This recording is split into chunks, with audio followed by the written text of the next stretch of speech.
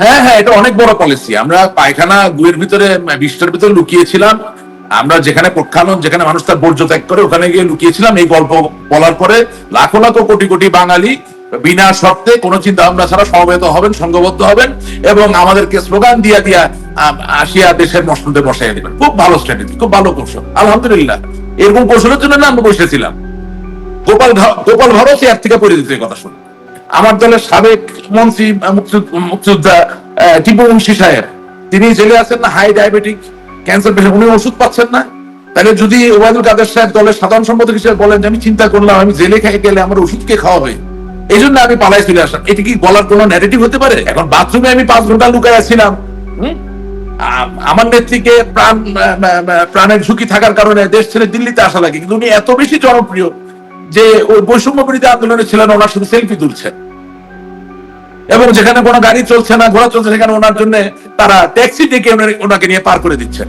তো আব্রাহাম লিঙ্কনের একটা কথা আছে যে you can fool few people, some people sometimes. You can fool some people all the time, but you cannot fool all the people all the time. অর্থাৎ কিছু মানুষকে কিছু সময় জন্য বোকা বানানো যায়, কিছু মানুষকে সবসময় বোকা বানানো যায়, কিন্তু সব মানুষকে সবসময় বোকা বানানো যায় না। আপনি এই যে 5 ঘন্টা লুকায় থেকে এখানে আসার যে পুরো ঘটনা, এটা কি কেউ গ্রহণ করতেছে, কেউ বিশ্বাস করতেছে বলেন? আর যদি সত্য হয় তাও এটা কি এখন বলার কোনো দরকার ছিল না? আমি আপনাকে বলি, 71 টিভির যে প্রধান ব্যক্তি মোজাম্মেল বাবু, সে ক্যান্সারে আক্রান্ত না, সে এখন জেলে আছে, সে ওষুধ পাচ্ছে না। আমার দলের সাবেক মন্ত্রী মুক্তিযোদ্ধা টিপু মুন্সি সাহেব, তিনি জেলে আছেন না, হাই ডায়াবেটিক ক্যান্সার পেশেন্ট, উনি ওষুধ পাচ্ছেন না। তাহলে যদি ওবায়দুল কাদের সাহেব দলের সাধারণ সম্পাদক হিসেবে বলেন যে আমি চিন্তা করলাম আমি জেলে খাই গেলে আমার ওষুধ কে খাওয়াবে, এই জন্য আমি পালাই চলে আসলাম, এটা কি বলার কোনো ন্যারেটিভ হতে পারে? আপনি কোনোদিন এরকম কোনো ন্যারেটিভ শুনেছেন? আচ্ছা, আপনি কিভাবে দেশ ছেড়ে আসলেন? না, আমি তো দেশ ছাড়ি নাই। আমি তো গিয়েছি আমার মেয়ের যে স্কুল, অস্ট্রেলিয়ান ইন্টারন্যাশনাল স্কুলের ছুটি শুরু হয়েছে। আমি বঙ্গবন্ধু কন্যা জননেত্রী শেখ হাসিনার সাথে চায়না গিয়েছি। চায়না থেকে আসার পরে উনি যে সংবাদ সম্মেলন করলেন হলো, তারপরে আমার মেয়েকে নিয়ে তার ছুটির জন্য একটু দেশের বাইরে এই যে গেলাম, তারপর তো আসতে পারলাম না, আমি তো চলে যাইনি। আচ্ছা, মানে আপনাকে সেই অবস্থা ফেস করতে হয় না, কিন্তু এই যে আপনি বলছিলেন যে বলার কি দরকার হলো না, সেটা আমি প্রশ্নটা করি, আপনি মিলিয়ে বলেন। শুনেন, আমি নিজেকে উত্তম প্রমাণ করার চেষ্টা করি না, তবে আমি বলতে চাচ্ছি দেশের অবস্থা যা হয়েছিল তাতে করে আমি দেশে থাকলেও আমাকে পালাতেই হতো। আমি নিজেকে উত্তম প্রমাণ করার চেষ্টা করি। জি, রাশিদ রহমানের জায়গাটা স্পষ্ট। তবে আমি যখন দেশের বাইরে পরিস্থিতিটা ফেস করতে হয় না, কিন্তু থাকলে করতে হতো। কিন্তু আমার প্রশ্নটা সেখানে না।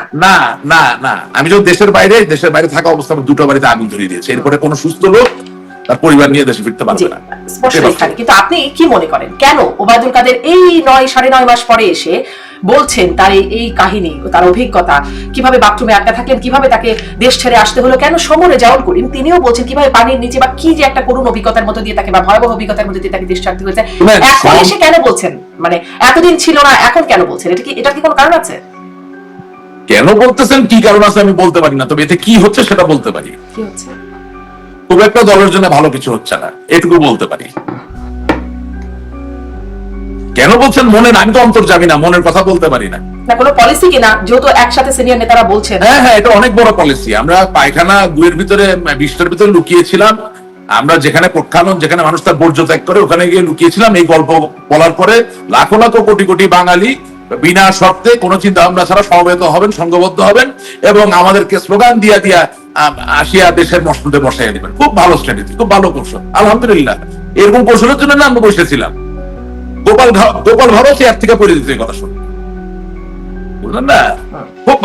খুব ভালো কৌশল। মানে আপনি এই কৌশলটাকে একদমই ভালো বলছেন না, সেটা একদম স্পষ্ট। আমি কেন বলবো? আপনি এই কৌশলটা একটা ছোট একটা ক্লিপ বানিয়ে আপনি ছাড়েন না জনমতের জন্য। আমি ধরে নিলাম যে ফেসবুকের একটা বড় পার্সেন্টেজ শুধু কমেন্ট করে, কিন্তু বাকিটা তো দায়িত্বশীল। সবাই আপনি নেন না, নিয়ে দেখেন না কে কি বলে।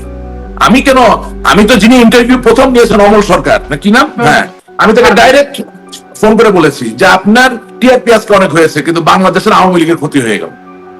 বললেন, আমি বললাম যে ভাই প্রশ্নগুলো তো অন্যভাবে নিতে পারতেন, আপনাকে বাথরুম পর্যন্ত যেতে হলো কেন? এখন সেটা আমি ওবায়দুল কাদের সাহেব বলতে পারছি না বলে তাকে বলতেছি। কেন ওবায়দুল কাদের সাহেব কেন বলতে পারছেন না? তার সাথে যোগাযোগ নেই? না, আমার তো তার নাম্বারও নাই, আমি তার সাথে ওইভাবে যোগাযোগও নাই, আর তার সাথে আপনাদের আমি দলের নেতাকর্মীদের মধ্যে যোগাযোগের কি কোনো ঘাটতি আছে? হ্যাঁ ঘাটতি আছে, এবং আমি যতটুকু জীবনে দেখেছি যে ওনার সাথে খুব লম্বা বেশি কেউ কথা বলতে পারে না। আচ্ছা।